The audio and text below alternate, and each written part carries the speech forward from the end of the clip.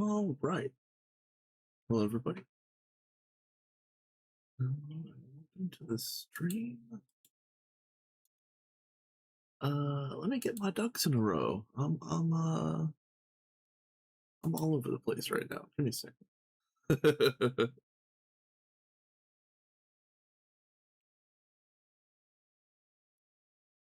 Come on, come on. There we go. All right.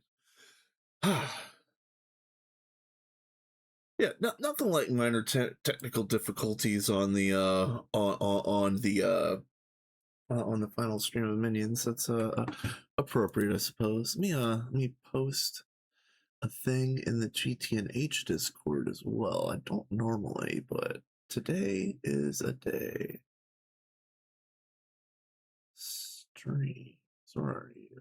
There you are.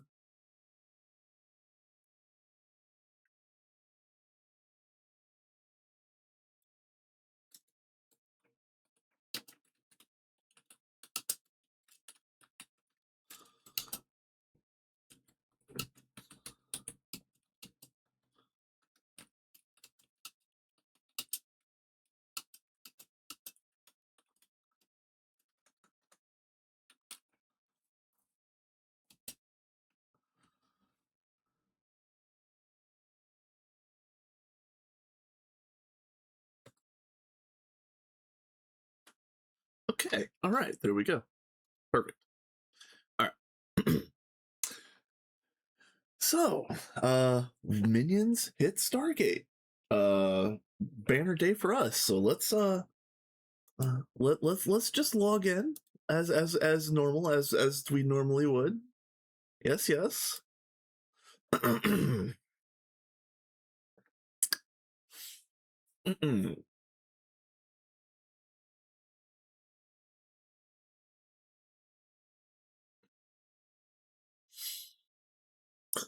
Ah.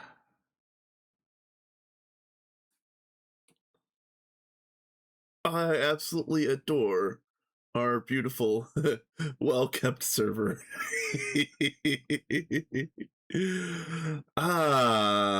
Okay.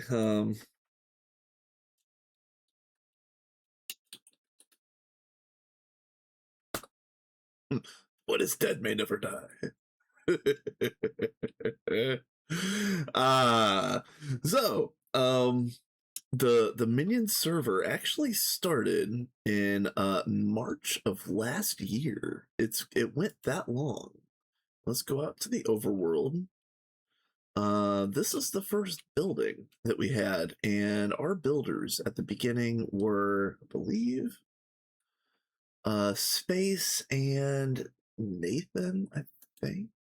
Let's see.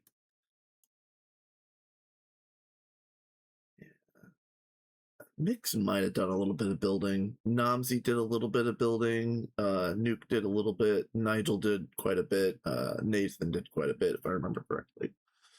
Yeah. This was the LV building. As you can see, we had plenty of space underneath for Rat's Nest machinery, and there was plenty of machinery down here that was rats nesting. Funnily enough, when we were in mid game, probably like LUV ZPM, I was the one that was tearing out this stuff to make sure that things were more efficient. Funny how time is a flat circle, and I did the same thing at the end of the game. So yeah, this is the old base. Again, we had some absolute legends in early game. Sophie, who also was one of the three that gated, me, Sophie, and HGM. She had a really crazy Thaumcraft pipe network down here, making magic items in LV. We had Hermit Forge over here that made one of every food for every player on the server. There was 20 of us at the start. So, absolute legend here. Absolute legend. I want a Hermit Forge in every single run I ever do forever and ever until the end of time. Absolute legend. In here, there was a giant wall right here in the center on day one with drawers and chests. Hey, HJM, what's up, my dude? Yeah, fellow Gator HJM. Yes, yes. You didn't get here in time to see me clear 430 power fails, but don't worry about it. You know, what is dead may never die. uh and actually, you know, HJM, you know, feel free to tell stories of your own, because I barely remember what I was doing in LV and MV, let alone what anybody else was doing. So if you ever have anything to add, just you know, pop it out. Yeah, yeah. Only 400 something. Yeah, it was a low day. But yeah, this was the LV building, and we even started MV. MV started right here, and it was like a cancerous tumorous growth that blocked this doorway.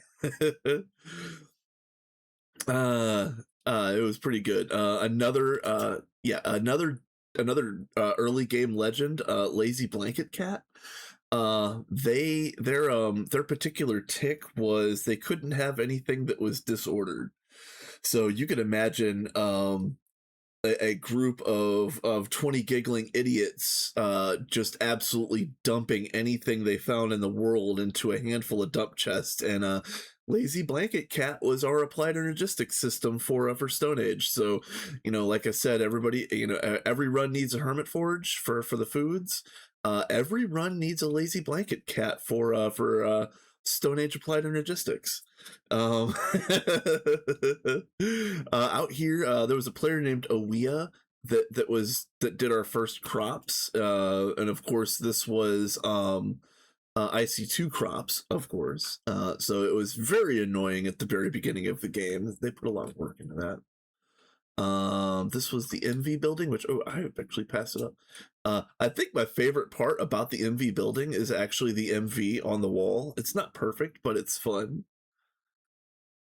Yeah, imagine sorting when you have a human AE system. Absolutely, like HJM knows. As far as I know, HJM was one of the ones that was filling up the chest faster than he could sort it. Yeah. My first B stuff. There's a crops only PDEM in the LV building. Yeah, I need to go there actually, because this was a Wia's project and it never kind of got off the ground. Um, but you know, maybe other people came out here to do a little bit. And as you can see, there is a rudimentary tree breeding area. I had totally forgot about this when I made my tree breeding area. So yeah, this is pretty neat. Yeah, as you can see, not safe for Tato. Poor guys. Is there anything else of interest out here? This is probably the oldest hardware that still exists and is still working. Now, well, it's not working, but you see, you get what I mean. Pretty fantastic. Pretty fantastic, actually. Hey, Mr. Extreme. Yeah, thank you. HJM, Sophie, and I, we did it. We dragged this flaming husk of a run over the finish line, and don't mind the power fails. We did it. We are successful. uh,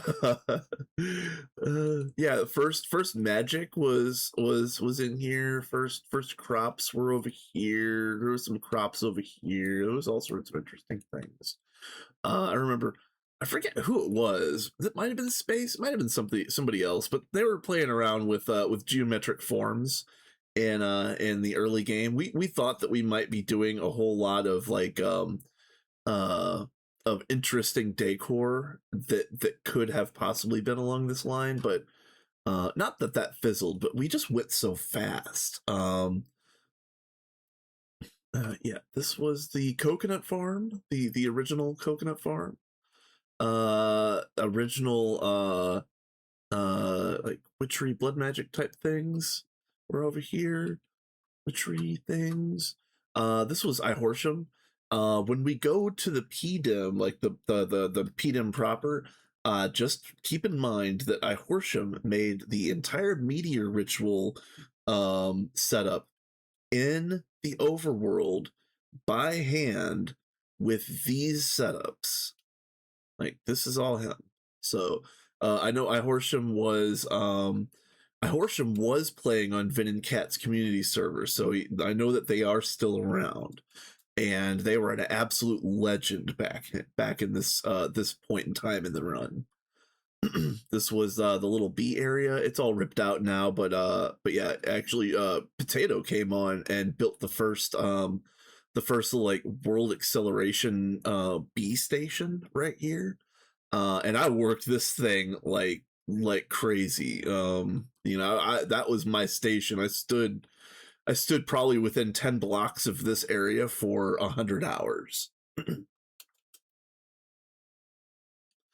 You can still see the much darker grass where it was located for. Yeah, the vivid grass. Yeah, yep. That makes a lot of sense. Yeah. And then yeah, again, we already went through here, but I really like the style of this LV building. I'm gonna replicate this at some point in time, maybe with a little bit more detail, a little bit more tech, maybe a little bit more stuff like this, except maybe looking a little bit more industrial. But yeah, very nice, very cool, very fantastic. We moved out to the PDIM pretty much as fast as we could, because we were just a band of giggling idiots, and oh yeah, Gaia fight right here. It's fun. Yeah, no kidding. Yeah, and this was the HV building. Yeah, we actually had the first person that did blood magic, I believe. Yeah, Ihorsham. Yeah, he actually was making teleposers, and we were going to have oh, this building was at E2. Yeah, okay, this building was at E2. um uh Sorry, I just got a phone call. I'm getting distracted. I should turn the phone off. HV was outside mostly. Oh yeah, that's right. Yeah, we had a whole field of machinery out here. Like this whole empty space was like all machinery. I remember that. Yeah, Horsham was working on the teleposer array, like right when he left. We were working on making a teleposer for each dimension. At that point in time in the run, I was actually thinking about building an outpost on each of the dimensions. And as it turns out, by the end of the game, at this point in time, I even like I've unloaded every chunk on every dimension other than the ones that we actively play on, and that happened in like UEV, something like that. So yeah, active outposts on random dimensions was not going to happen. That was not a thing. So let's go to the PDAM.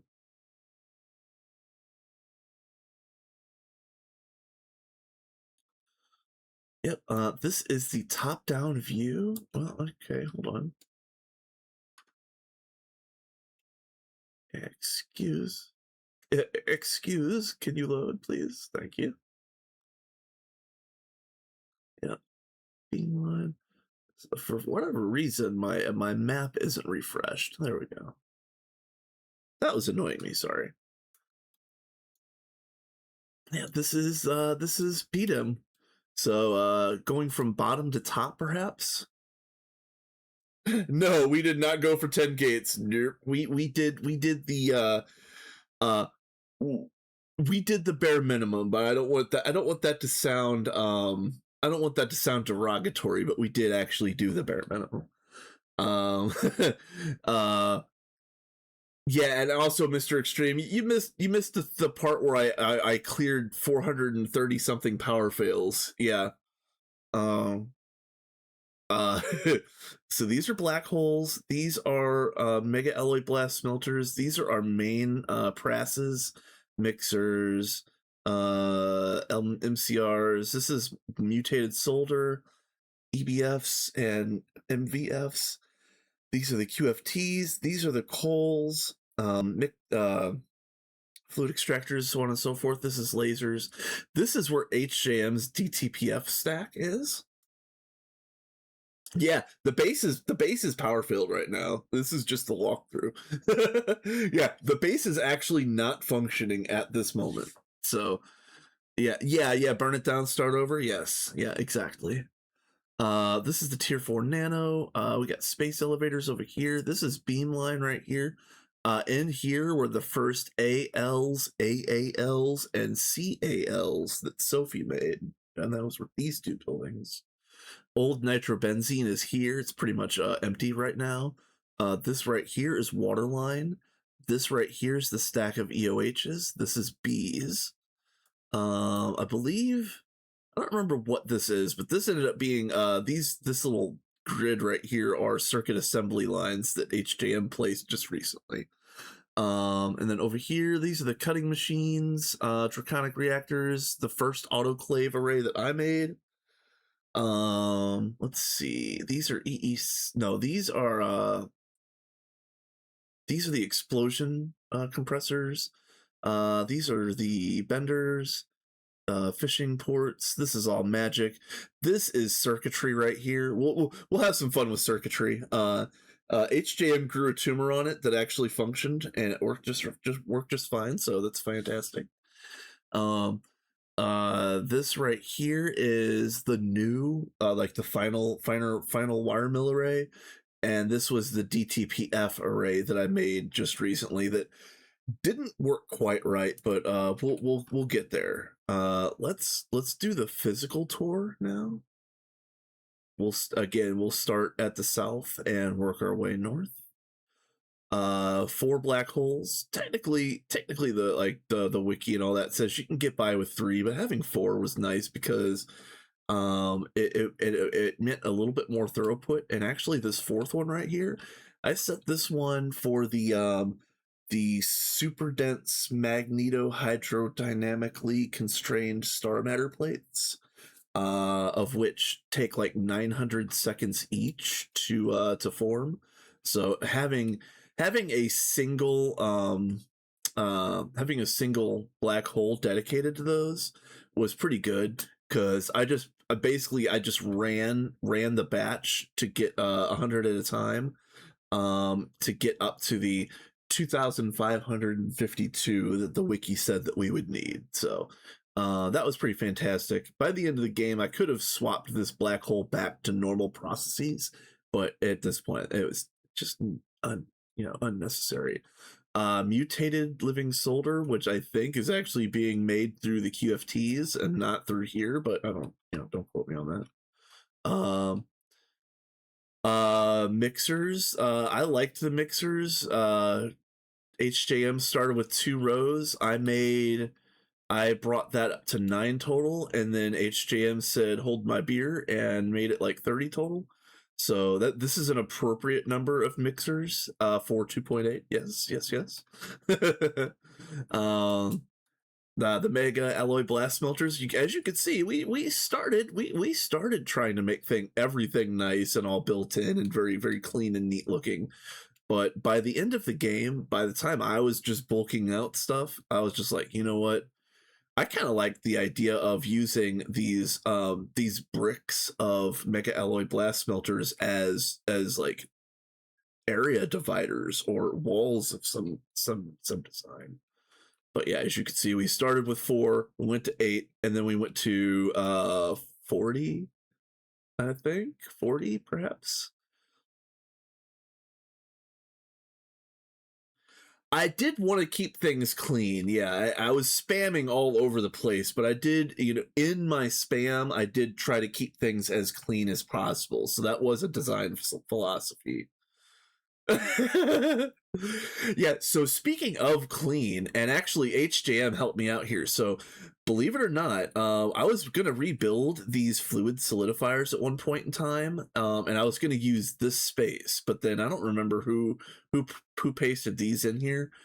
I was kind of sad about it, so I was like, as I was moving machines around and opening up new spaces, I got a new space over here by the fluid solidifiers, and I was like, I'm gonna use that for the shapers. And so I actually copied this shaper right here and I finessed it with Matter Manipulator to the point where I was able to print out this whole brick of shapers, the bottom layer of that brick. And then HJM multiplied them up. Let's see. I will answer that I'll answer that question right now because that is kind of important.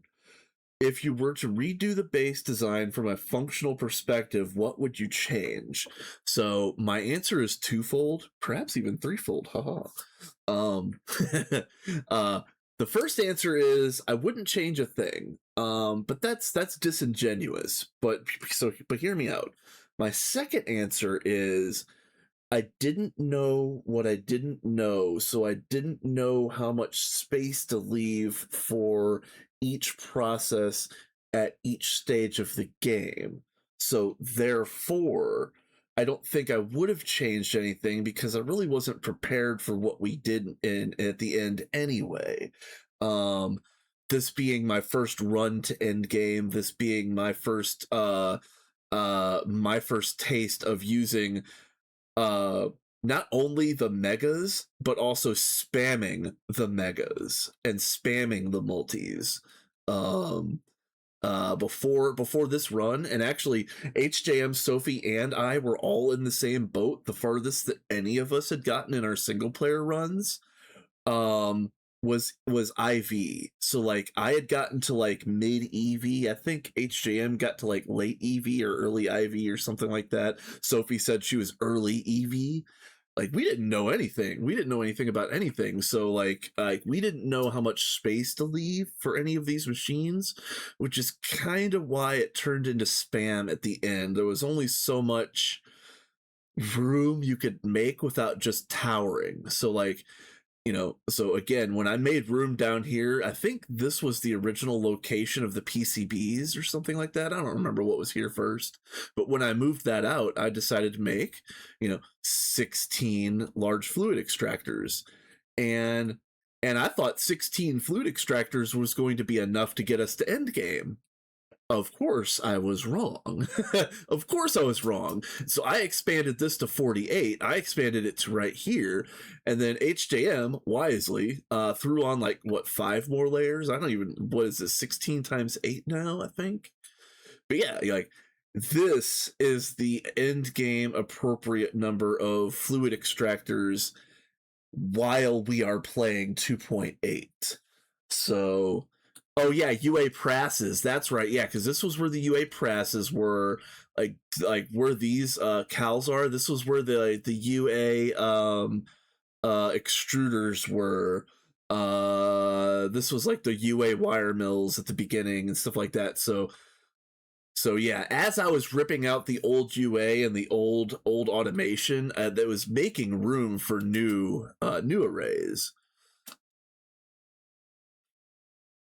Press was the last thing I got in my single player world before Minions, so mid IV. Okay, mid IV. That's cool.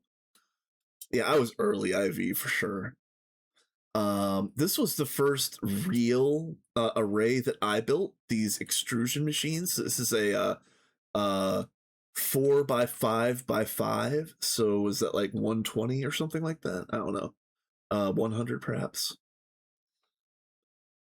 Um, this is where I finally learned how to use like uh uh buses and proxies. Yep. Yeah, these were the precise presses. We actually got all the way to endgame off of 2 lathes, and the reason why that actually worked, and HJM might get a laugh out of this. HJM might get a laugh out of this. So right when we started UXV, I knew that we were going to need a bunch of these hologram projectors, and I knew that these lenses were going to be a problem uh, if we started doing these by on demand. Nice, nice, King, nice. I had a dream that I was a muffler last night. I woke up exhausted.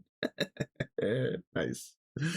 I had a killer dad joke last night. I totally it'll come to me later. I'll tell it when I remember. But yeah, I actually pre-built 1,000,000 of these tier 2 hologram projectors for UXV production to be ahead of the game, and we used 830,000, 820,000. That's pretty nice.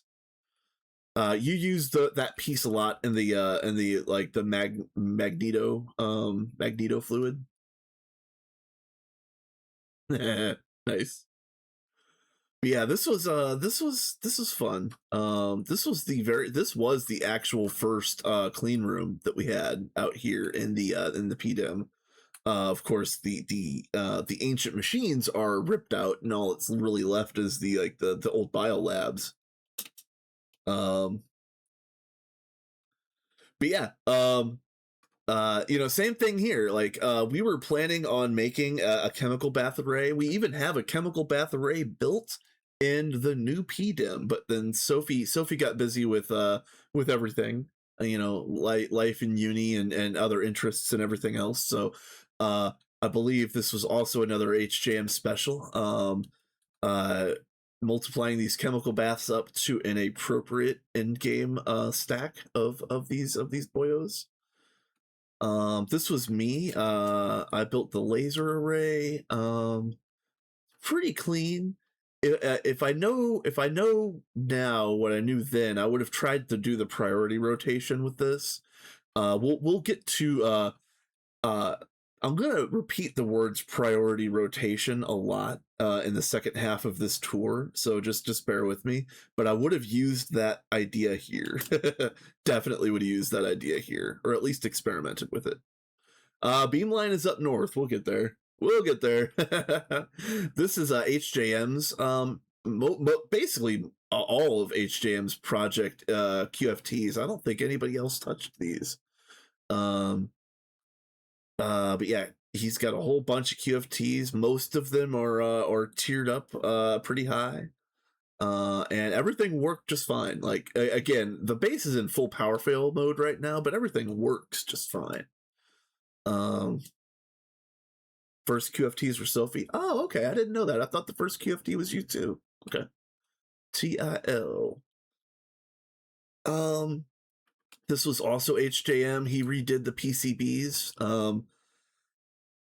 Yeah, end game, you really only need one PCB factory. It runs just as fast as you need it, but these things like to power fail on you, and they also like to fail when you can't supply them supercoolant fast enough. So yeah, you only need one technically, but if that one power fails and you're not paying attention, like you're having a bad day on circuits if you're not paying attention to your power failed PCB or your fluid failed PCB. If I was going to redo a run, I would like to have kind of like a mission control, or like a control room that would have a number of different displays on it, and on one of the displays I want to know the status of my PCBs. I want to know if these PCBs are working or not. It's fixed now? Okay, nice. Very nice. I know that coals were just mentioned. No, we never upgraded them that high. I think these might actually still be running 1,000. Oh, they did get upgraded. 262Ks. Okay. That's appropriate. That's appropriate. The ad's gonna start in a minute, but I'm not even gonna bother with Twitch today. I'm not fighting Twitch. But yeah, we started with one coal, of course. I multiplied them up to 8. I thought that was gonna be all we ever needed. Yeah, no, I was wrong. So we ended up making a total of what, 24 coals, and we could have had more. We really could have had more coals. That's one of those things. Um, fusion rings. These are fusion compact 5 fusion rings, and these were the original ones, all still wired with lasers.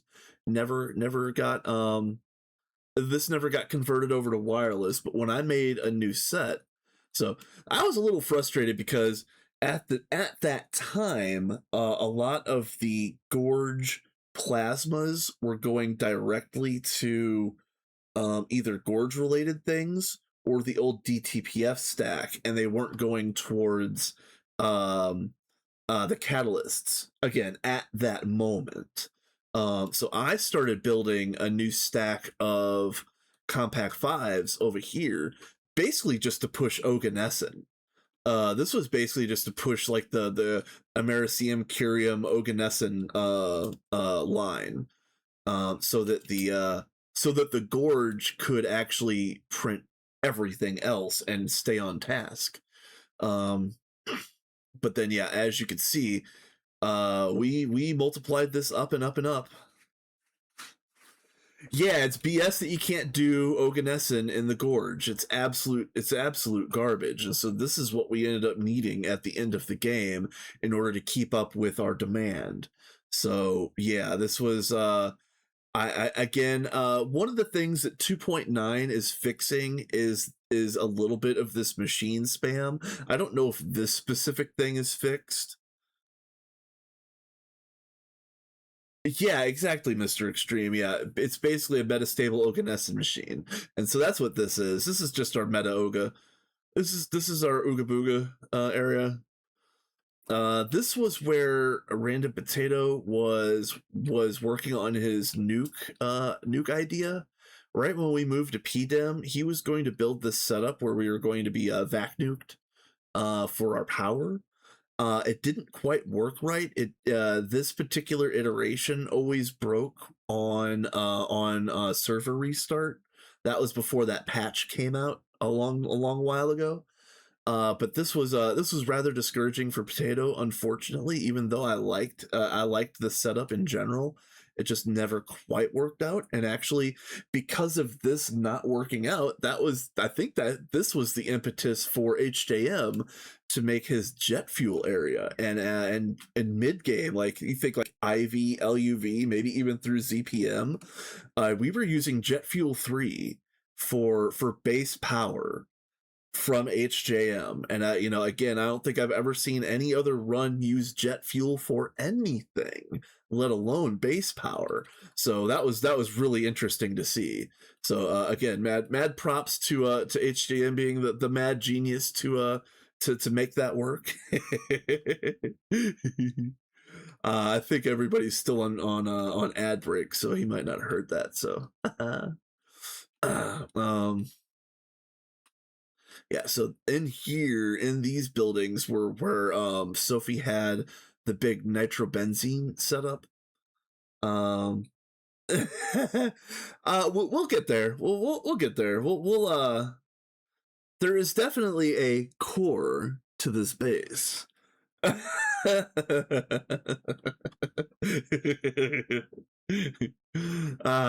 Yeah, this is where nitrobenzene was, big fantastic setup by Sophie. Nitrobenzene got us through a lot of the early game, and also supplemented HJM's jet fuel in mid game. So also nitrobenzene supplied us with a lot of goodies, related to the production.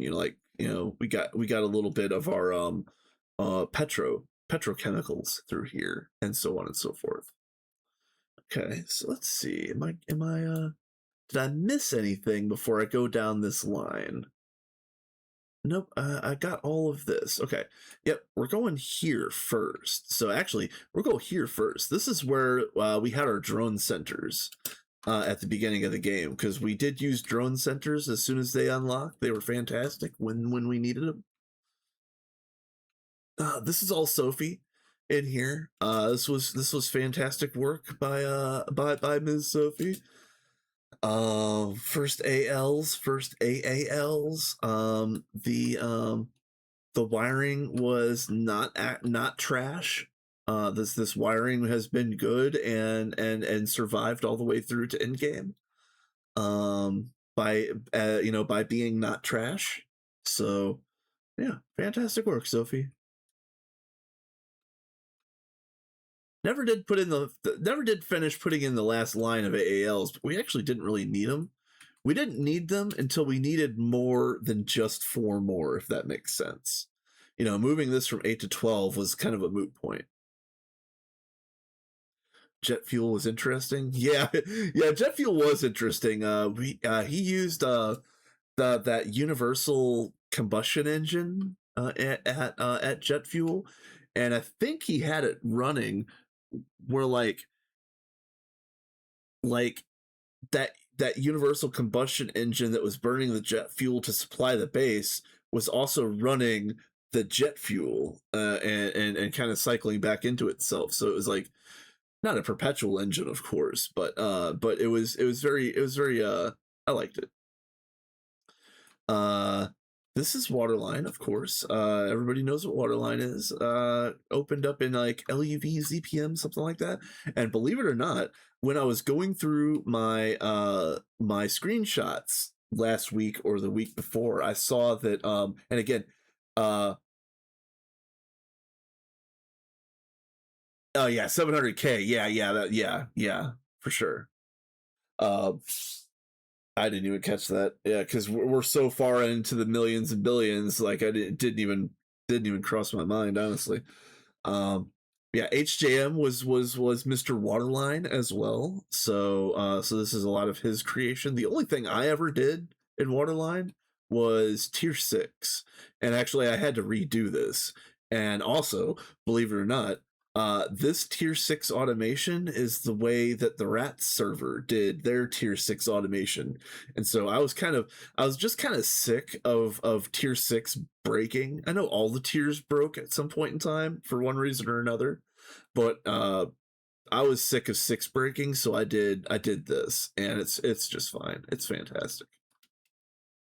Yeah, HJM basically did all of Waterline. I'm not even going to take credit for half of tier 6. I built some of the blocks for some of these machines. Like I probably built all of grade 7 before it got built, but I was not touching the automation. And as it turns out, I mean, yes, it is complicated. Yes, there is a lot of logic here, but HJM's got it very simple to just a bunch of bunch of gated logic along a bundled cable and some buses. T5 is the complicated one. Yeah. Yeah, because tier 5, you have to cycle it where like you have to give it supercoolant 3 times, and then you have to give it whatever the other one is, blazing pyrotheum or whatever, 3 times, and it has to go like back and forth, back and forth, back and forth, and you have to do that swap 3 times within 120 seconds with all of the attendant machinery. Yeah. Yep. I like Waterline, or I like the idea of Waterline, but I kind of wish that there was some sort of knack equivalent for endgame Waterline. I know Twist Space has one now. Um like just like a water treatment center for like UXV. I really think there should be a water treatment center like a knack for the Waterline. I built these. These are the universal AALs. I built this in like this was very early on, honestly. I think I built these in like LUV or ZPM, and they didn't really get a lot of updating. In fact, you can still see that a lot of this stuff is still powered by quartz fiber, which is gross. And also, they all also still have block containers, which there's an outside chance that the reason why we had so many problems with these is because we still had block containers in these instead of maybe something with larger storage. No, these never broke. No, these never broke. Nah. I never came on twice in one day to unstick 40 AALs. No, never.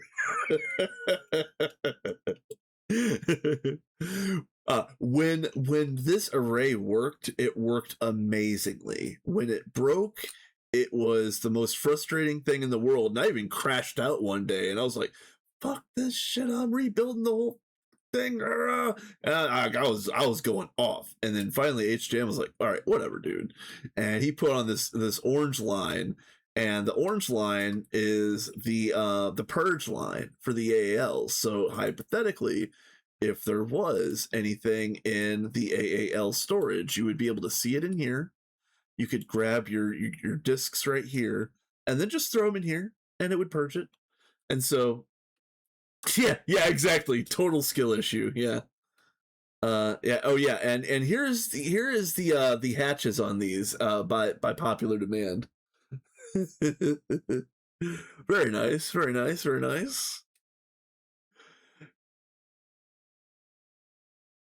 I couldn't possibly fathom why we've been running out of power.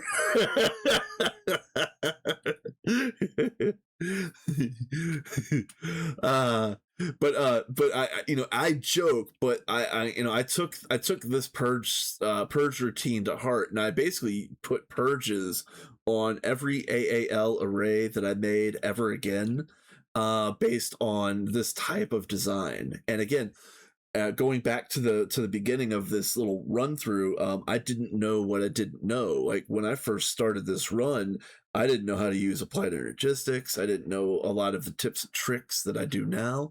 I didn't even make a P2P connection on this server until ZPM, and the only reason I did that was because everybody else vanished. We'll get to that in a little bit. So, um, yeah. This ended up being the wireless connection, the wireless transmission connector, and this is the data bank. This is the data bank that transmitted the wireless connections to all of the wireless AALs in every dimension. So so this boy was doing a lot of work, whereas we saved this one over here, this setup in the basement here. We basically saved that for, you know, cutting edge pieces, think like the latest and greatest, but also like, you know, controllers and specific blocks we would only have to make a few of. The stuff that came out here to this was basically the bulk AAL stuff. So so that's fun. Let's see, moving on. Magic. Magic was mostly built in the overworld. When we moved out to the PDIM, Sophie rebuilt almost all of this. Although I will say that this setup here with the lasers and the what are these? The relays and the arcane assemblers. That was me. I built this little section of magic. I did also build this little section of magic, but it got built and rebuilt a few times. So so we kind of all take credit for that. Sophie did the rest of this. Sophie did this alchemy, like auto alchemy setup, auto alchemic chemistry setup. She did all of the automation out here, and she also rebuilt Ihorshem's setup. So I know I mentioned this when we were out in the overworld to keep in mind. This is what Ihorsham did for the minions run. Oh, and I could see that the boars are actually gone at this point. The boars got deleted, which, yeah, that's fine. Each one of them had a fully upgraded excavation focus and a void pick. Yeah, you remove the boars. Yeah, no worries. The boars were very, very laggy in this area. Like it was hard. It was hard to work. This setup right here I called circuitry. It was hard to work on circuitry with the amount of lag I was getting from these boars. Yeah, absolutely. Yeah, you did the right thing, HJM. But I'll tell you what, I Horsham was an absolute legend, and he deserves a lot of credit for how far we got in this pack, because we ran this thing like right up until space mining. Like we were summoning meteors every day that we played, like right up until we got space mining fully up and running. So big kudos to Ihorsham. You know, if a run like this that gets to gate has a chance to give out honorable mentions, yeah, Ihorsham definitely gets an honorable mention. Um, this is circuitry. I started building it, and I'll show you how I had it set up. Um, so the I'll show you how I've got it set up, because I also want to show which HJM did to part of it, which is funny and also functional at the same time. So no worries. But yeah, the recipe goes in through here into the pink subnet, and then it goes by descending order into each of these chests, which are color coded subnets, and those end up getting connected wirelessly to these particular wireless connectors, such that each slice, or all of these machines operate together, and also are fed off of um, uh, a single storage for all of the machines of that particular type of machines. So as you can see, like even over here for like I think this is Pico's. Hold on. Yeah, Pico's. Yeah, so again for Pico's, I had 4 sets of 32, and also for neuroprocessors and bioprocessors, I had 4 sets of 32. We didn't need these at the end of the game, but I just kind of left it built, so it's whatever. But I like this idea. It was very labor intensive, so I'm gonna go over to what HJM built, which looks like a tumorous growth, but actually worked just fine, and it was probably uh, it's very labor intensive. But what it ends up doing is that you can uh, it solves some of the problems. It causes some, but it solves most of them. Honestly, the problems that this causes is basically the labor that it takes to get it set up in the first place. I did have a little bit of AALs getting stuck over here, but I just increased the pattern size, and that basically fixed it. So then, as you can see, I had two space elevators, each one dedicated to one of the 2 optical pieces. The optical CPU and the optical memory. HJM added 2 more. Yeah, I can't wait for 2.9. Like this. Yeah, I guess I should say, I'm calling this circuitry now, but I started calling this the Greg Beater 2800. The Greg Beater 2800, because we'll never need to do this again.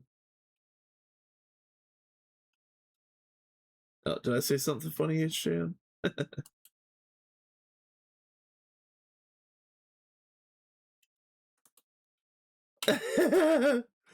Hey, we'll keep that thought in mind. We'll get there in just a second. So I made prasses over here to build the SMD components, and also because LUV superconducting wire was so important to the optical process, I just ended up doing LUV supercon over here as well. And then there were 2 other pieces of the optical line that needed to get done over here. The raw exposed chip, and the optical CPU component housing. And as you can see, spam is what it is. Again, in 2.9, we're never going to have to do this type of thing again. Axie, what's up, my dude? Yeah, we this is the Stargate walkthrough tour slash chit chat. So welcome in, my friend. Um so yeah, I started with the eight sets of cows on the bottom, and I was gonna add more, but I ran out of time, and I was also playing on rats, and I also at that time I was fiddling around seeing if I wanted to jump into a 2.9 hardcore run. So like my gameplay time to set up this specific section of the optical line wasn't there when HJM needed it to bulk out Stargate pieces. So he did this. HJM added some cowls to my setup, and before I show you what he did, I'll come back over here. Oh, come on, server, please. You only have to work for 5 more minutes. Come on. So again, this is what my like tether or dongle or whatever you want to call this. This is what my wireless setup looks like. No, server, no. Server, please. You're not even running any machines. Why are you not behaving? So this is how HJM jacked into the setup that was already built. Which again looks goofy, kind of looks like a tumor, but it works just fine for the purpose that was intended. So no worries. And frankly, I don't understand why this works as well as it does for all of this, other than what he did was um he he assigned specific items to specific stocking buses, whereas I just assigned whatever was like the stocking buses that are behind here just gets whatever is in blue, and this gets whatever is in brown. So um so yeah, his works just fine, but uh very very tumorous growth on my optical nerve right here. uh all right, so let's look at the map again. So that was the end of optical over here. So now we're gonna go this away.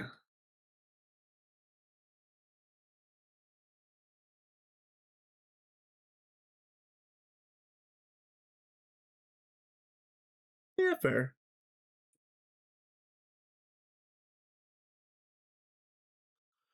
All right. All right. So this is the wire factory. Yeah. The reason why it's so laggy is uh because of my DTPFs. Your setup should also work for universals, while what I do only works for dedicated. Yeah, okay, that's fair. That's entirely fair. I did set up for universal because, and actually, believe it or not, and I mentioned this a while back. So, this is set up. This one right here is set up to do wetware mainframes. But I aren't honestly, um, any craft that has this number of solids and this number of liquids could be made in this setup without any issues. So it's kind of like a universal for that size of craft. The 10 solid components and 3 liquid components. So over here, I wanted to mention that this is the first time where I tried something that I had heard people talking about in a chat somewhere, that build a giant array like this, and then instead of adding the auto tapings at the beginning, add drone downlinks to this giant array, use the drone center to turn all of the machines on, and then matter, manipulate them out for auto taping hatches. It actually worked just fine. There's one row of these machines that it didn't work quite right on, but it got like 95% of this up and running. How come a man driving a train got struck by lightning? He was a good conductor. Yes. Let's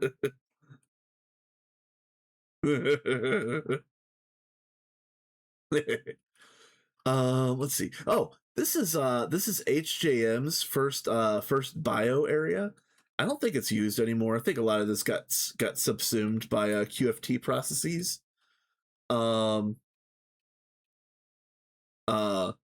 But yeah, this was critical when it was critical. Yeah, QFTs, yeah.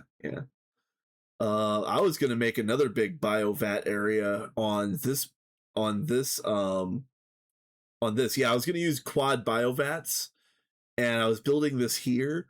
But then by the time I got my quad bios set up and ready to go, HJM was already multiplying up the QFTs. So this really didn't get used at all. So I just kind of ripped them all out and used this space for other things. And one of those other things ended up being a new bending array.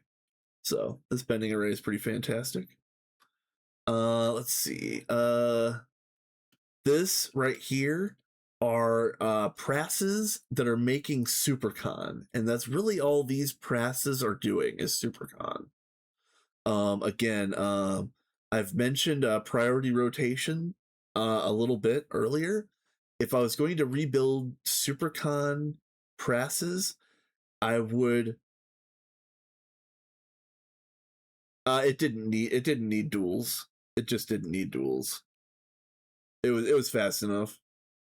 If it needed to be faster, I would have done like a priority rotation on these as well, so that everything was going to get worked on all at the same time. So, and now we get to the DTPFs.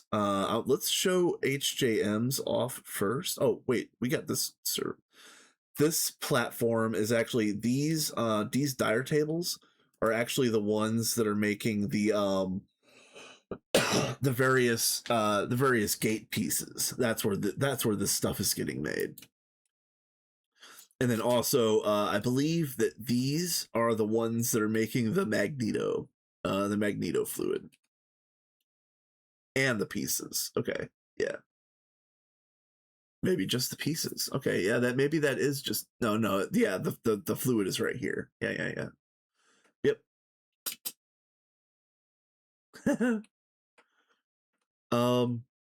Yeah, HJM multiplied up the autoclaves. I multiplied up the cutting machines. I also multiplied up the draconics in like UIV, I think it was. HJM multiplied up the UU matter build. So yeah, like. Do not look closely at the autoclaves. No, we're not looking closely at any of these machines. All of this is total spam. But it was total spam because we needed this amount of throughput at the end of the game. And again, kind of going back to that idea that you don't know what you don't know. Like none of us knew how much space to leave for any of these setups. Like none of us knew when that bottleneck was going to hit or what was going to like sweep our legs at any given time. So I didn't know that I was going to make I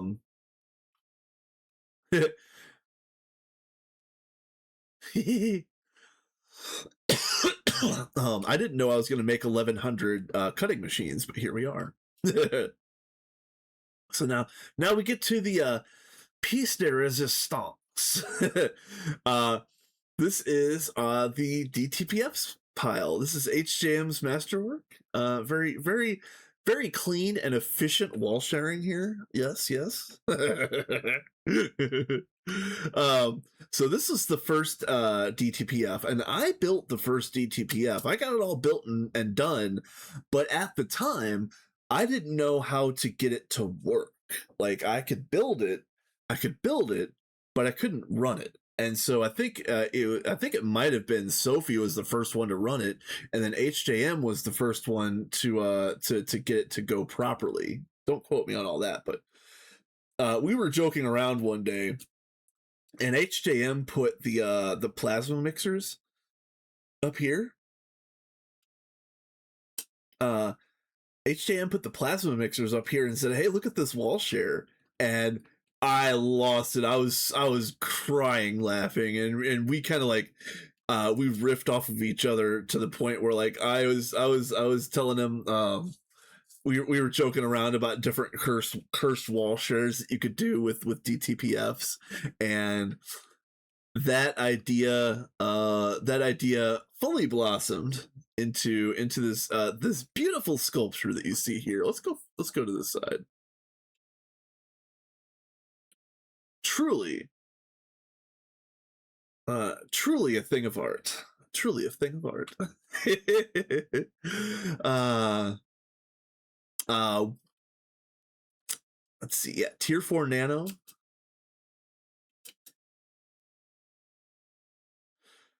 Yeah, HJM says this started with me forgetting that there's a perfect wall sharing spot for the mixer in the DTPF. Yeah. So he put it up here. Yeah. Where is the perfect fit? Is it right?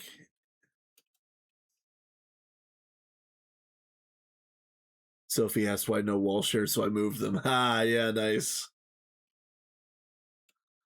Very nice. Very nice.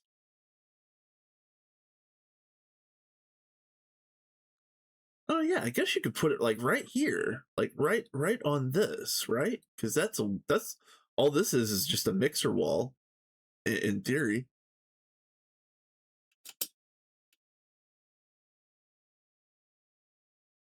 Yep, nice. That actually kind of would look pretty clean if you had your 4 mixers and one on each side of your first DTPF. That would look pretty cool. I think it would look pretty neat. Yeah, four on their side, one on each quadrant would be fun.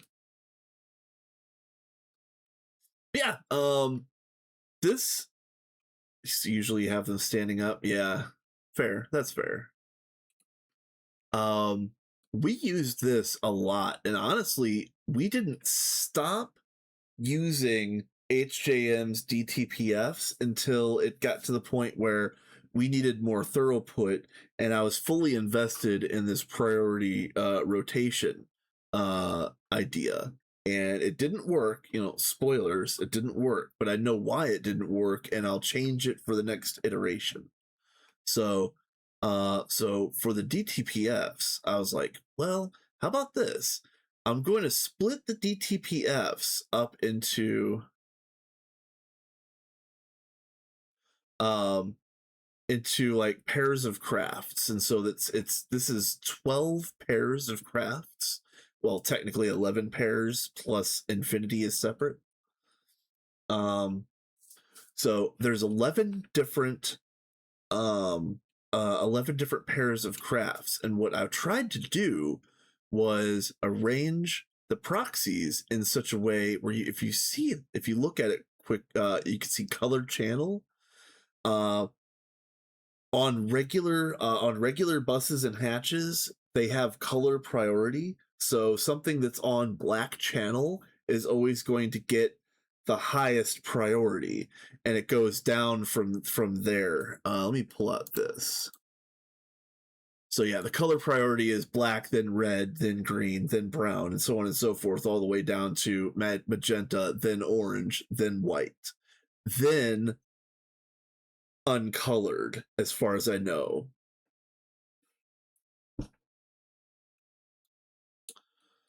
So this didn't work, but what I've noticed is, and I haven't been able to pinpoint exactly how it goes, but as a DTPF is running, this block right here has the highest positional priority.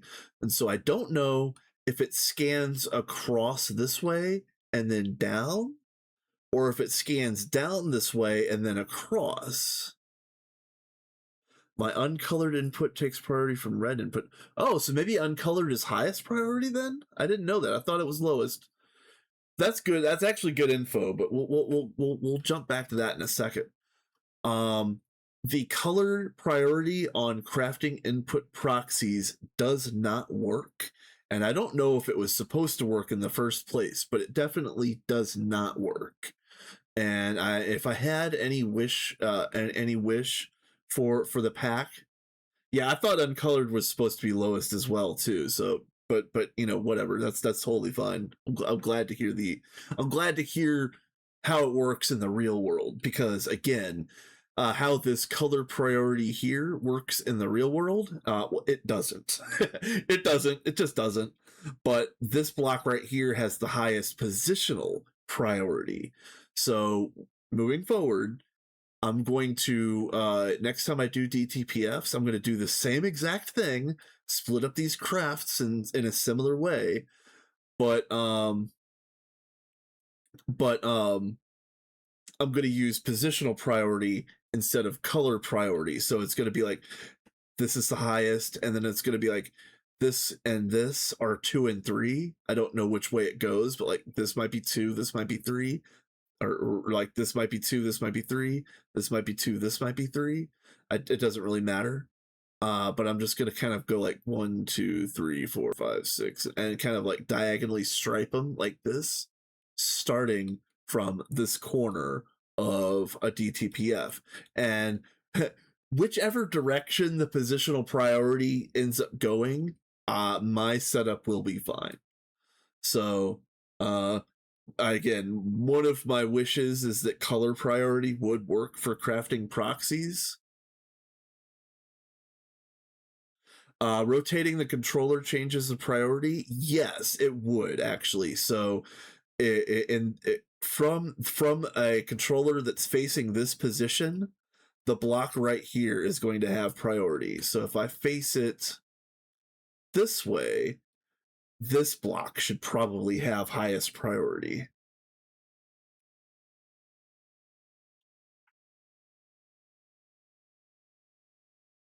Unfortunately, all of these machines are rotated equivalently. So even though I had 4 with with the color rotation of number 1, all of the positional rotations were exactly the same for all of the machines, generally speaking.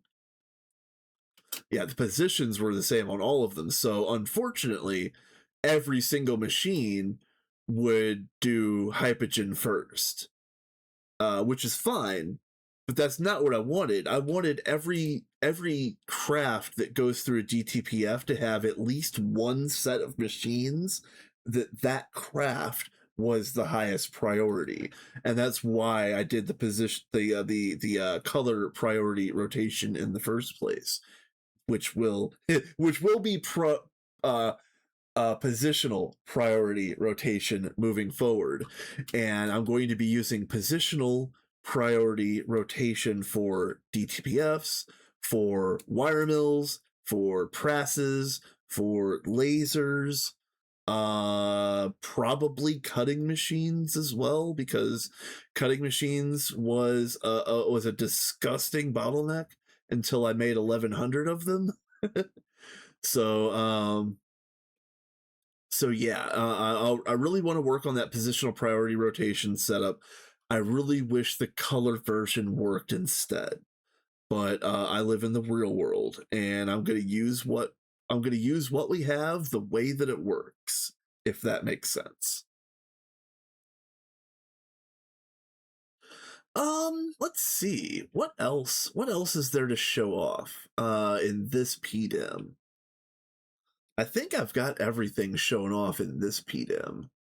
I mean, I could go over here and say, up until just a few weeks ago, HJM's NAC Fuel 5 setup was in this giant hollowed out area. And his NAC 5 setup was gigantic to To be able to power this base at the stage that we were at with NAC 5, he had a ton of machines over here. And again, I'm glad that you deleted them. I really am glad that you deleted them. But just a little tiny piece of me kind of wishes that they were still here for the tour. But we were all deleting machines like crazy just to try to make sure that we had a frame rate, like a tick rate. So the server is doing okay, but as you can see, even with nothing running, it's choking a little bit. So do you think this all could be done in Steam only run? Yes, with two caveats, okay? Yes, but only in 2.9, 2.9 plus, let's just say. And also, if you cheese it and say that plasma is just spicy steam. And I was actually going to do this. I was going to do a steam only run, and I was going to say that plasma is okay because all plasma is really spicy steam. So if you take those two caveats, yes, you can gate with a quote unquote steam only base.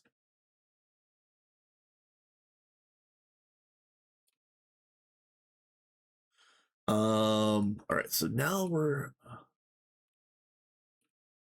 you can ride Steam all the way up to IV. Yeah, no, definitely not in 2.8.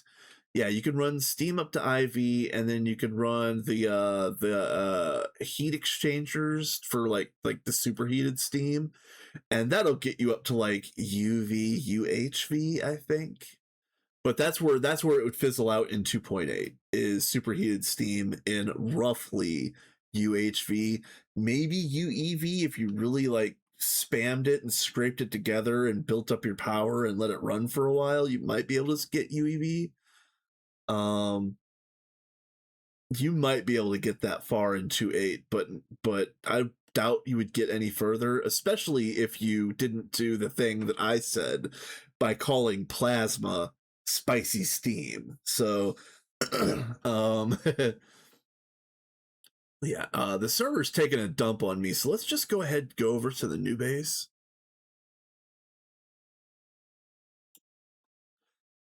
I think so, X. Yeah, I think so, Mr. X. I think there is I think there is a legitimate way of calling it Steam, going all the way through it. But I haven't done it personally, so I don't want to. I don't want to say that it's an absolute truth when I haven't actually done it. But yeah, here is the other side of the Stargate next to the gorge. Very nice, very nice. This is all Sophie. This is all Sophie here. Well, mostly Sophie. She did a really good job with this, but again, like, we stalled pretty hard a few times in this run, and one of the times that we stalled was like right when we first built the gorge. We stalled out for a few weeks, or maybe even up to a month, and not a whole lot of extra progress got done out here. And in that interim, Sophie got busy with Potato's streamathon, with her own mod pack that she's building. She's also learning how to code. She's also going through uni. She's also doing all of these other things. So the decoration out here in the new PDEM pretty much stopped on a dime, other than what HJM added, which is this over here. I believe this is all HJM, which is pretty nice. Yeah, shapers and in a nice in a nice little setup like this. And I do like. Oh, is this Sophie? I thought this was you. Okay, never mind. Never mind. Other side. Other side's me. Okay. Well, yeah, I knew you did the antimatter, but oh, you were the cows. Yeah, you're the cows. That's right. Yeah, okay. Yeah, don't you like this? Isn't this nice? Again, like, I'm not begrudging Sophie at all. I'm glad that she's found something that she really likes doing and all of this other stuff. But could you imagine what this place would have looked like if Sophie would have been here 1000% for the whole thing, doing decor and tech and everything else. Like this place would have been stunning, absolutely stunning. And again, like, this is a space elevator, you guys. Did you recognize that this is a space elevator? Did you see that there was actually a space elevator in here? Inside this beautiful tower. So good. Like, I haven't seen anybody else make a space elevator look good. Like, not Rats Run, not anybody else. Like, this is it. This is it. And let's go over to the cows, because again, these cows are pretty nice. So I'm assuming that HJM took inspiration from what Sophie did with the shapers for his cows and made these, which I like. This is nice. It's very colorful and on theme, on brand. It definitely fits in with everything else around here. I don't think these cows ever turned on, but that's not really a fault of the builder. So um these look really nice. I just think we ended up doing everything in the old PDM.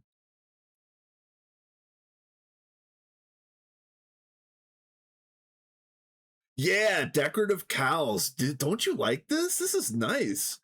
Welcome in, Elder. Yeah, we're doing the we're doing the Stargate tour, which uh if you hadn't seen, ta-da.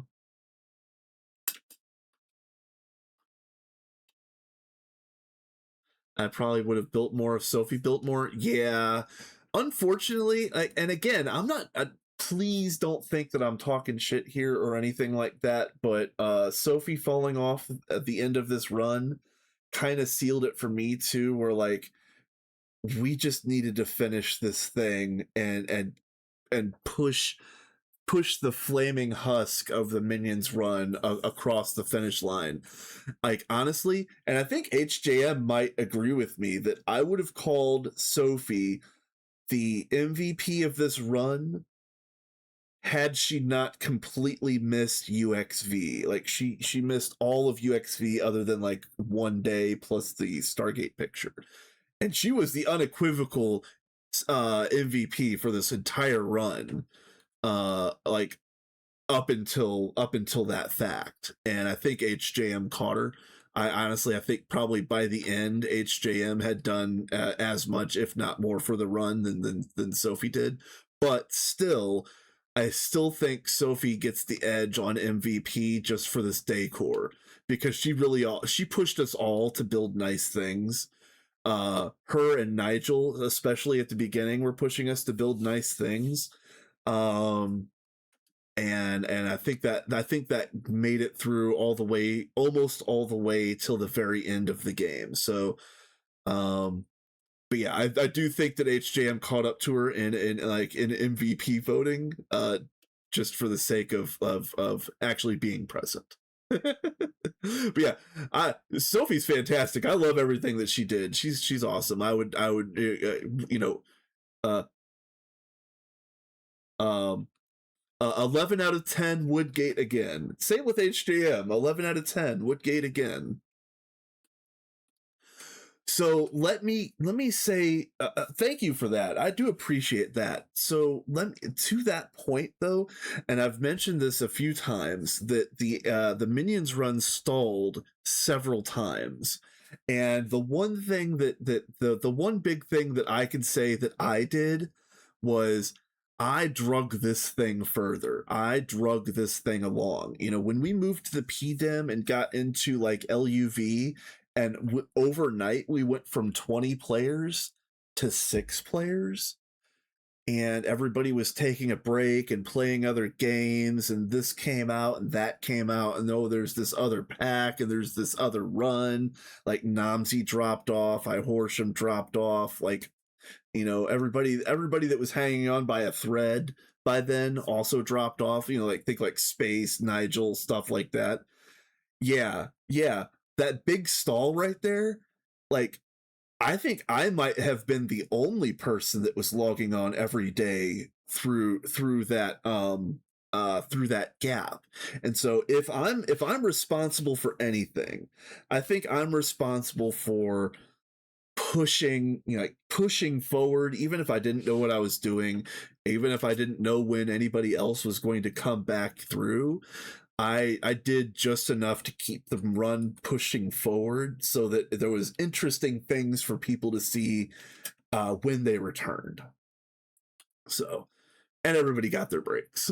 Even I got my breaks. Like I took a month break playing rats. So, um, so yeah. So I do appreciate HJM saying that I got an MVP vote. Uh, you know, what I did for the run was helped it finish. What HJM did for the run was help it finish, and like what Sophie did for the run was help.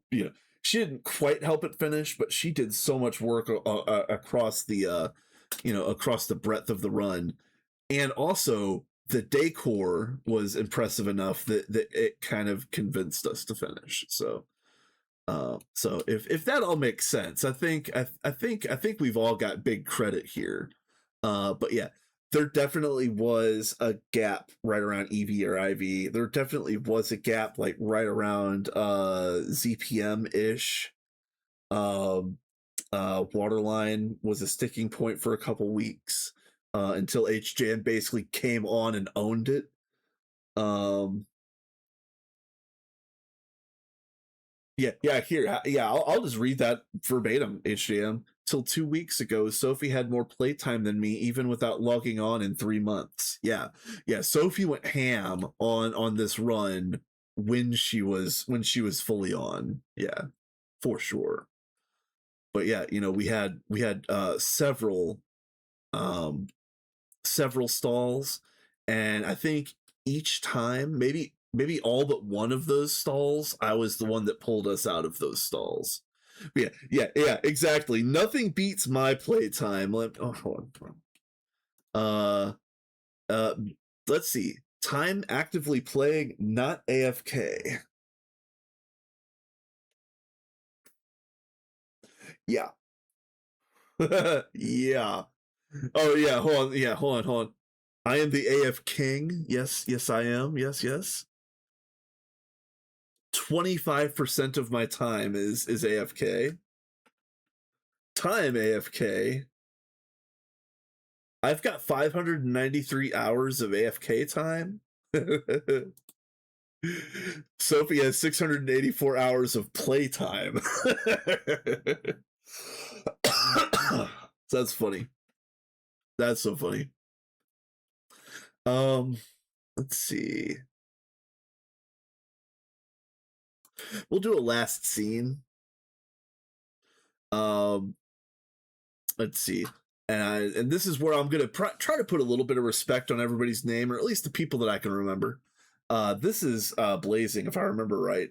Blade was briefly here. If nobody remembers, Blade and I both came over from the Vanguard run when it was actively self-destructing. And I do want to mention this really quickly because I went directly from Vanguard, which which was 11 out of 10 fantastic all the way through, right up until the day that it self-destructed and ceased to exist. Whereas Minions never reached that high of a high, but I'm so glad to have been a part of the Minions run, even though maybe it never quite reached the peak, in air quotes, the peaks of what we were doing on Vanguard. Um, Buster, Christian, W2M, they all were gone when like the first week, I think. Time was the first person that hosted Minions before Potato was sponsored by HypeServe, and this is a hype server, and as you can see that like it's tanking end game and it's doing a pretty good job of it. So if anybody needs a server, hype serve is the thing. And in fact, hold on, let's here, let me help out my boy Tato. Hold on, one second, hold on, I got you. Copy. Bow. There you go. That's his sponsor link if anybody's interested. So yeah, I like everything that's out here in this dimension. HJM started with 4, I believe it was 4 sasses to start, and then it became 8, and then it became 40. Yeah, as far as I know, it's a 10% off lifetime deal if you use that referral link. And I've actually thought about renting a server myself, although I won't be like right away. I have thought about running like a community server of my own, but I don't know what I would run, and I've got some other ideas for the immediate future. But yeah, so that's that. Let's quickly go to let's quickly go to a couple other dimensions. We did get the last millennium. We never actually used the last millennium. Hello, server, please. Yeah, we never actually used the last millennium, but it's here. It's fun.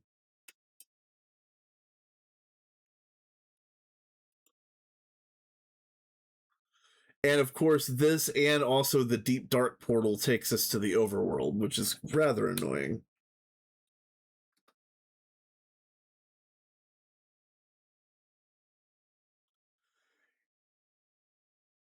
Yeah, Last Millennium doesn't make sense if you have PDEM. Yeah, I really only did Last Millennium for the quest because at the time I was going to work on Questmaster.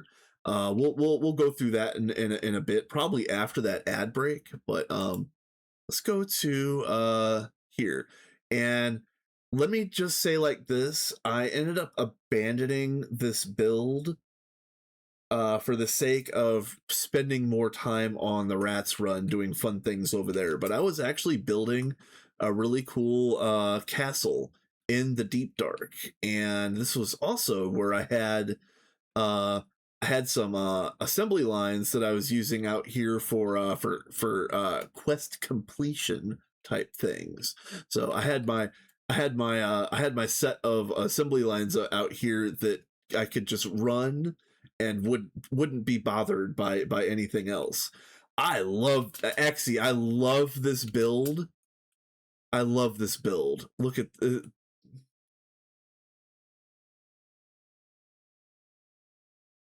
I absolutely love this build. Cat, what's up, my dude? Yeah, just doing the minions walkthrough, showing everything off. But yeah, I absolutely love this build. And again, I'm not I don't want that to have been taken the wrong way, but I could have either played on Rats Run or I could have spent all of that time working on this build, and I chose Rats Run, and I do not regret it. But this build would have been fantastic.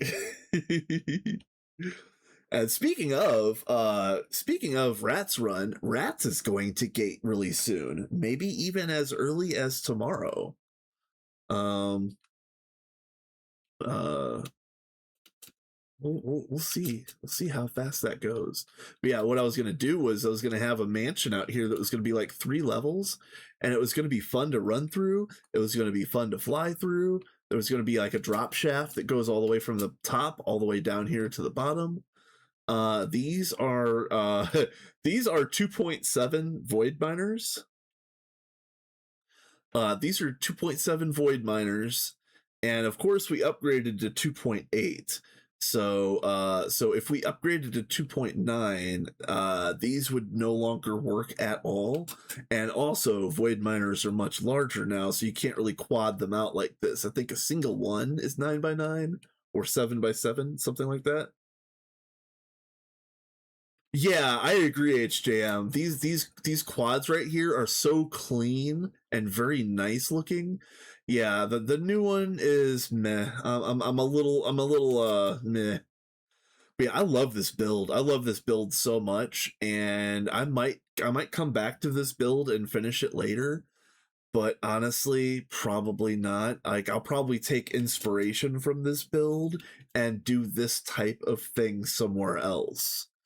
Especially now that I know how to use Matter Manipulator a little bit. But yeah, I absolutely adore this build, and I wish that I would have spent more time on it. But I do not regret playing Rats at all. Like, I would have abandoned this to play Rats Run, you know, 100 times out of 100. But you know, I just need to build more hours into the day, or I need to be self-employed, you guys. That's what I really need to do. I need to be self-employed. The ad is on, so I'm just gonna go ahead and dink around for a couple minutes, maybe burn off a little bit of the ad time, just because I don't want people to miss too awfully much. But yeah, I did throw down a nice little grass floor.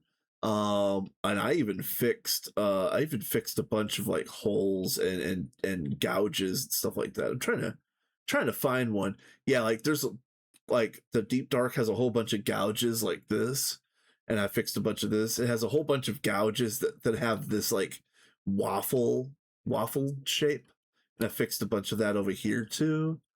Um, yeah, uh, there are regular bedrock structures like this that are maybe interesting, but by the time you get out here, you don't need any of this loot, so it's whatever. Um, and then also, uh, there is a taint biome out here. Let's go play in the taint.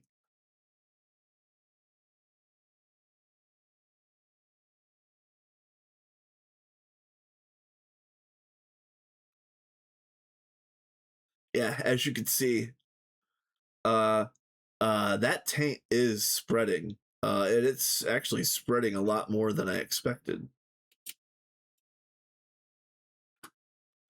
Because my bookmark is still 268 away. Oh, hey, let me. Oh man, hold on. Let me shout you out, and then I'll log back in.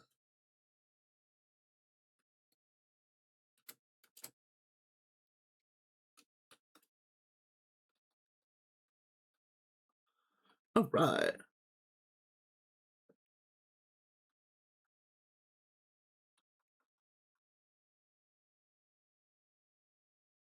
Wow.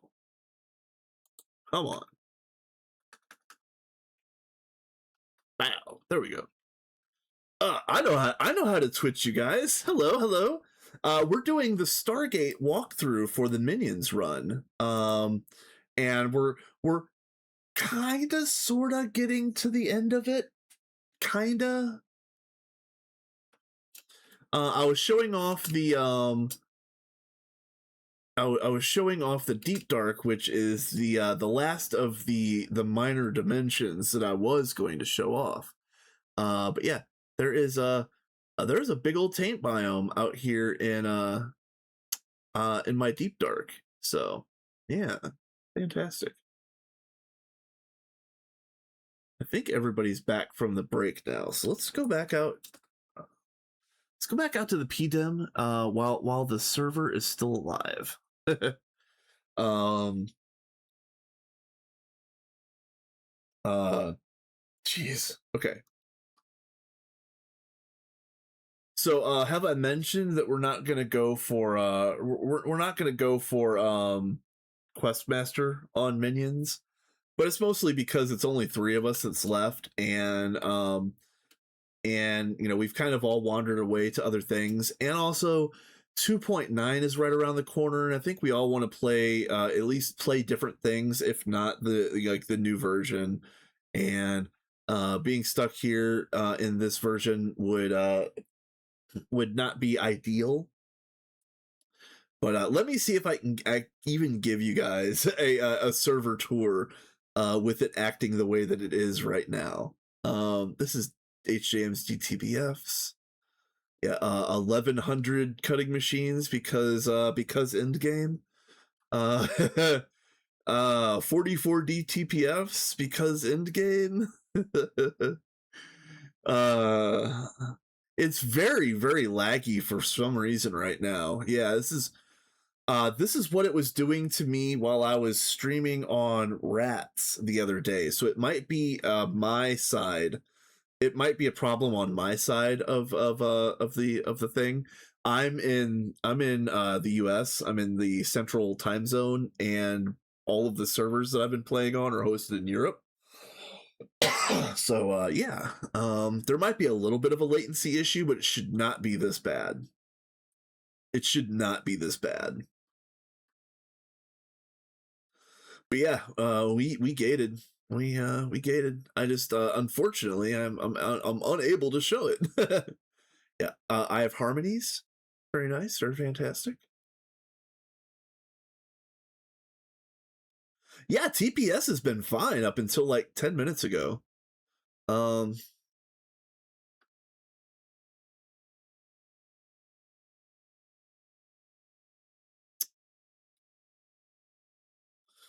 yeah, you know what, you guys?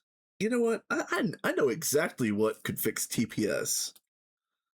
I'm just gonna, HJM might know what I'm talking about here. I'm just gonna have to get to the core of the situation.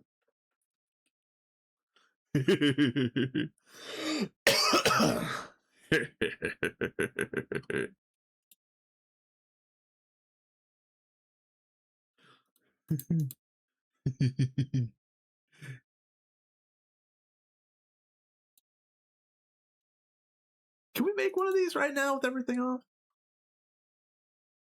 We can. We can.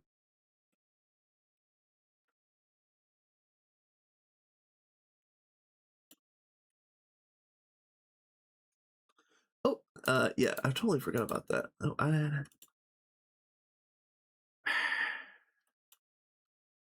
excuse you. No blowing up yet, please.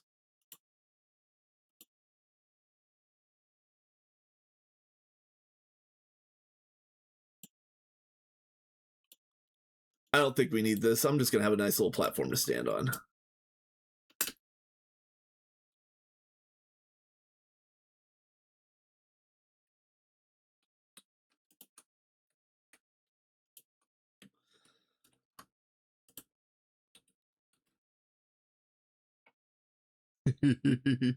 I know we got one. Where are you?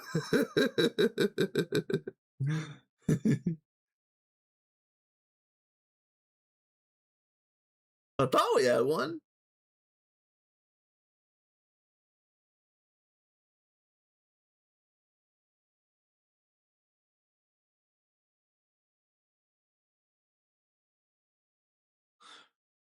Yeah, we've got one for sure. Like, is it the core? Okay, yeah, it's the core. Ah, there it is. There it is. Yeah, technically you only need one of these, but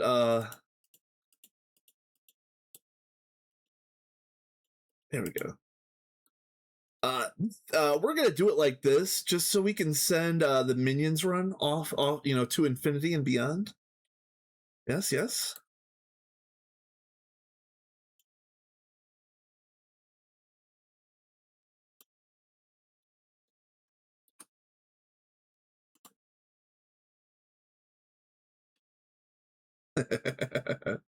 You guys, it's been so much fun.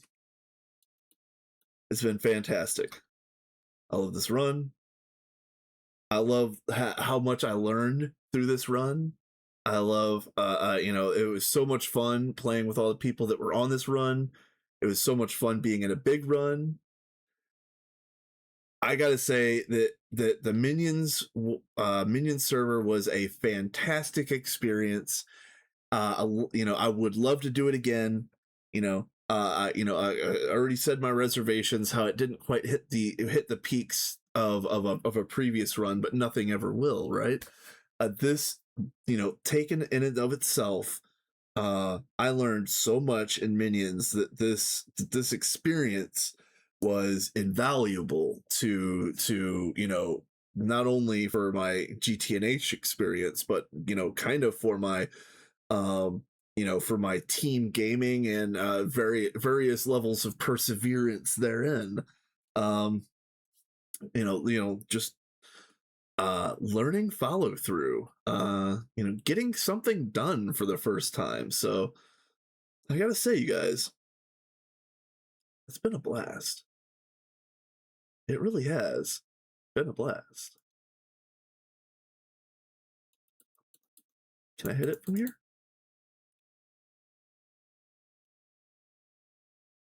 Well, can I not? Can I not press it from here?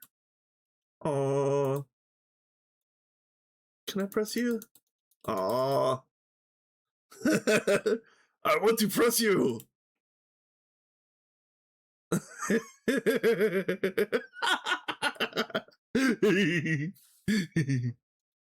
All right. Oh, poor server.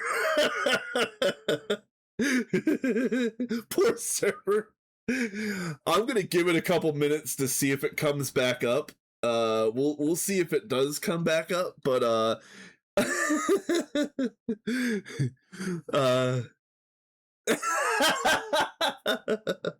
nope. No, so what I'll say is, and I didn't want to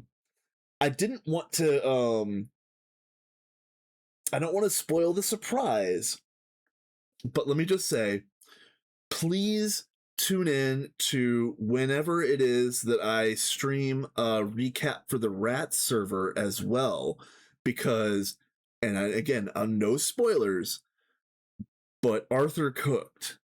And if you know Arthur, you already knew that that was true. But let me just say it again.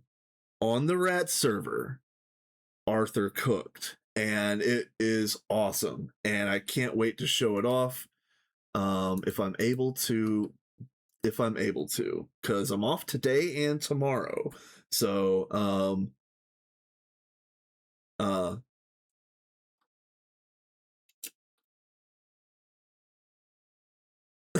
it rolled it back. Ah, it didn't even save. It didn't even save. Oh man.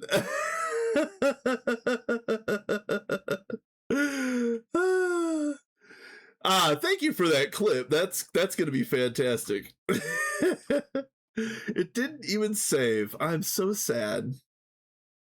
TNT meteor time. Yeah, let's go summon a meteor.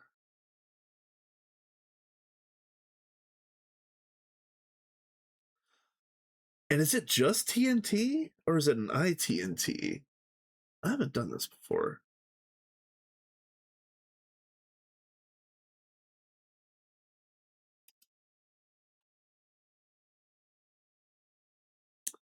Oh, there we go. Woof. Man.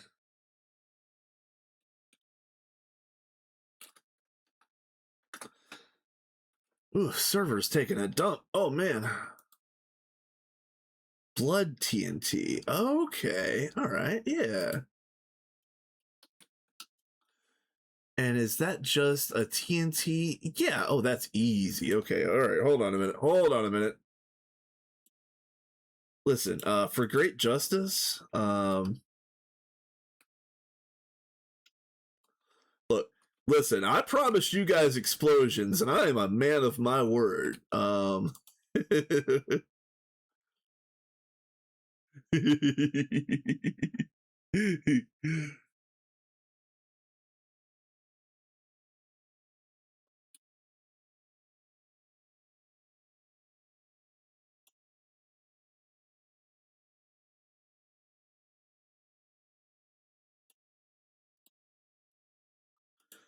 This is perfect because I've even got over here. I've got my little mission control. So I just forget which is first. Hold on, which one is first? 808, then 909. Okay. All right. Boop, and that drops the TNT, and then boop, that summons the meteor. Hello, hello, hello.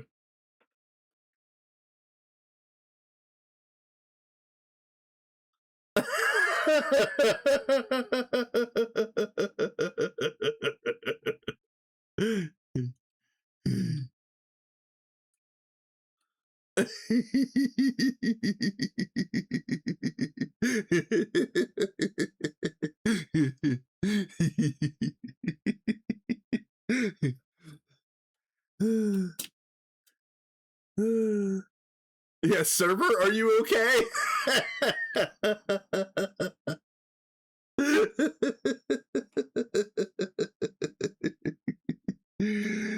uh,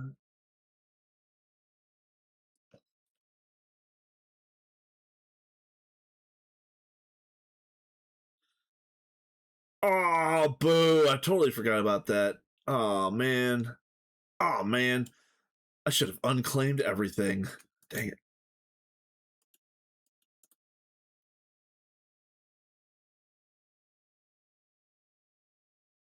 I should have unclaimed the whole thing. Yeah, the nuke should have worked.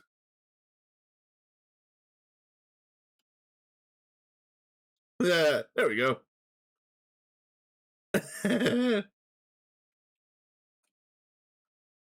Yes. A well-deserved makeover for the magic area, which really needed it.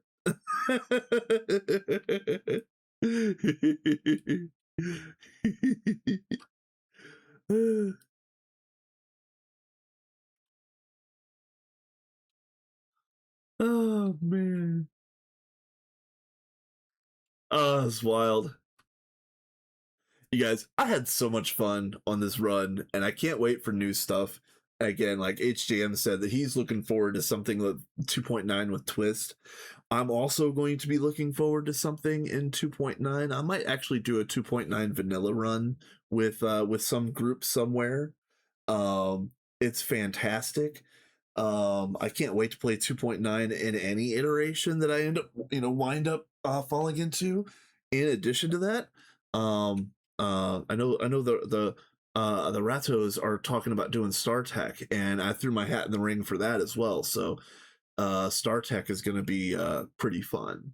Um, and also, I'm still doing my 2.9 daily 556 hardcore run, which just hit 2 days of playtime last night. I have been going wild on my 2.9 hardcore run, and I am currently working on building brick blast furnaces in my hardcore. Yeah, StarTech sounds fun. And so HJF, let me just say it like this. The reason why I signed on as quick as I did, or when I finally realized that it was actually going through, that Arthur's playing. And I want to see what Arthur can build when he has a chance to actually cook, because Arthur built some absolutely gorgeous things on the Rats run, but the Rats run total has only been like 110 days. So if you could imagine, if someone like Arthur had a longer time frame, uh no, he definitely cooked on Rats. He cooked. He's so good. But imagine if Arthur had more time or more like flexibility to decorate and build something that's really truly magnificent. Like, what he built on Rats is already magnificent, and that's just him warming up. I want to see what Arthur does in the future and everything. It can't not be good. Let me just say it like that. Like, it can't. It it's gonna be fantastic. Yeah, most of the Rats players are joining. That's cool. Do you know if Akira is going to be around? Because I know that he was the biggest one on Rats until he vanished. But I hope he's got time to play.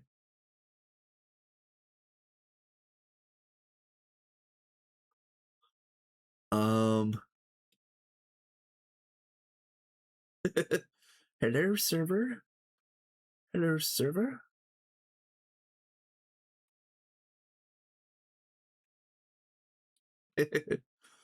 Is it, again, final thoughts. Yeah, Akira just vanished. He got really busy doing a bunch of IRL things. There's been bits and pieces of that talked about here and there. I don't want to comment to it out of ignorance. But yeah, he had some IRL stuff come up or work or whatever. Yeah, it's a real shame too. Um, yeah, he just vanished, just poof in a puff of smoke. Yeah. Um, Well, I did the tour. I talked about what's next, and I also tried to blow some things up with middling success. Oh, haha! You can see all of the glass that got destroyed off of the various explosions. Oh, that's so fun. Oh, that's so fun.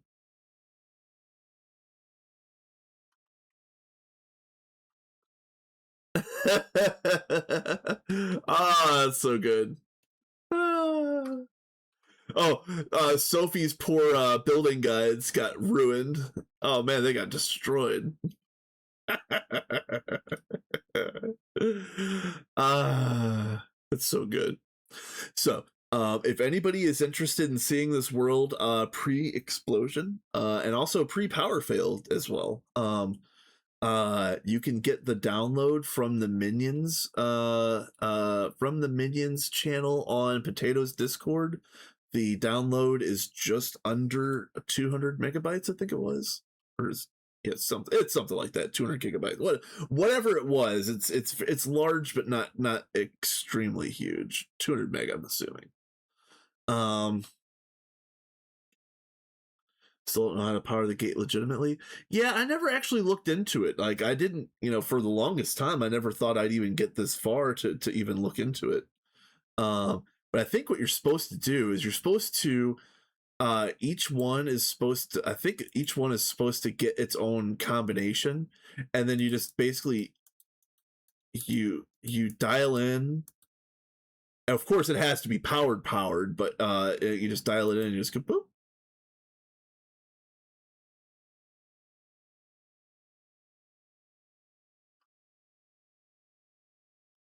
Um I don't see them being very efficient. It would be neat. So, and again, not to pile too much on the devs or anything like that, but it kind of would be neat to have some sort of post game content that would actually use Stargates for something instead of it just being like a status symbol, kind of like a check mark at the end of the game. It would be kind of cool to see them have some sort of like necessary function. But that's a minor thing. It's kind of a middling thing. If I like me personally, if I did have a specific request, it would be that color. Yeah, I want color priority to actually work the way that I thought it worked instead of it not. Yeah, he's got it down here. See,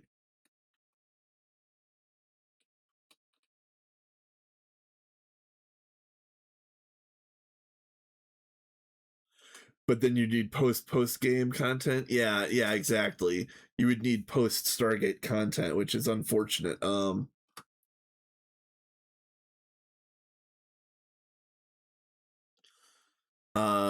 Let's start a new mod pack called Greg Gillionaire, which it's just like Greg Tech New Horizons, except at the end, you have to send a trillion of each resource through the gate to I don't know, to some other civilization to help them rebuild. There you go. That's perfect.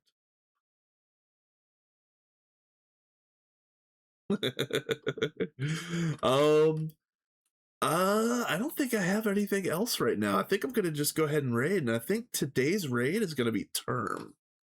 I don't know if anybody else is on right now. Let me go check. Does Cat and Vin stream today? I don't even remember. I think they might be late today. I'm not usually off on a Tuesday. This is kind of throwing me for a loop. I'm usually at work at this time on a Tuesday. Yeah, we're raiding term. It's fine. So again, farewell from the Minions server. This is the final wrap up. One of the big reasons why thank you, King. Thank you for that, King. I appreciate that. We're gonna raid term anyway. But the other reason why we're not gonna do Questmaster here is because, not only because of the low the low population and the low activity rate, but also Potato said last night that the license for this particular instance of a server expires in 7 days, and so he would have had to re-up the Minions run with the sponsor to go another. I don't know if he's doing it monthly or quarterly or whatever, but is it just monthly? Yeah, so we technically we have 7 days, well 6.5 now, to get Questmaster if we so desired without him having to re-up the server. But I think we're done. I'm not going to speak for HJM or Sophie, but Sophie isn't around, so I think that speaks for itself. I'm mostly done. I would have loved to do Questmaster here. I even worked on it a lot, but I can't finish. There's no way. I did get all the way up through UMV. Like I even did this. And I was also going to start working on this one as well. As you can see, I did a handful of the things. And maybe HJM did some of that as well. I don't know. What do we got up here? Oh, haha! I see. If you're going for 100% quest book completion, don't panic. Finishing either quest still allows the tab to receive a green check, much like the previous XOR quests. So this was 5 pairs or this. 88,192 gigachad tokens. I think that's entirely appropriate. Wait, can I have my chads, please? Thank you. Thank you. I'm just gonna hang out here with all my gigachads. And actually here.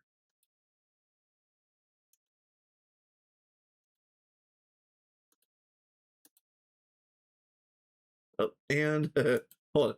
And wow. All right, you guys. Oh, come on.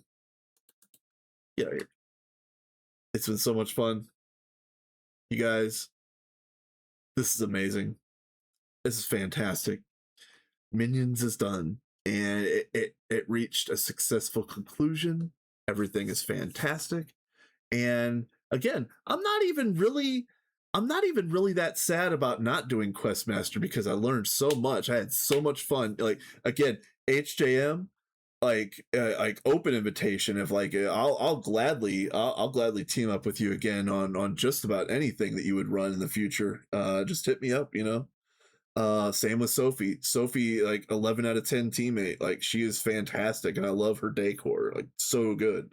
I would team up with her on just about anything that she did. And in fact, Sophie is working on a mod pack, and I don't know if that is ever going to get finished, but I'd even volunteer to help her fix some bugs and stuff like that. So Who knows? Who knows? Maybe Minions will get together again some other time in the future. But for now, that's it. I think that's it. And we're gonna go ahead and raid out and go talk to Term.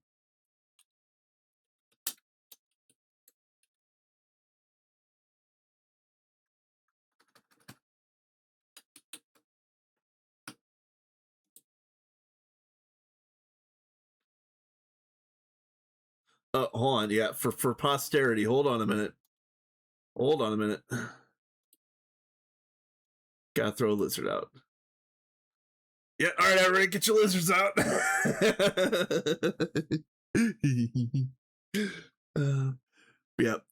Say hi to Term. Term's a fantastic dude. I like his base. He's got a good thing going on now. I think he's just getting through UEV or UIV.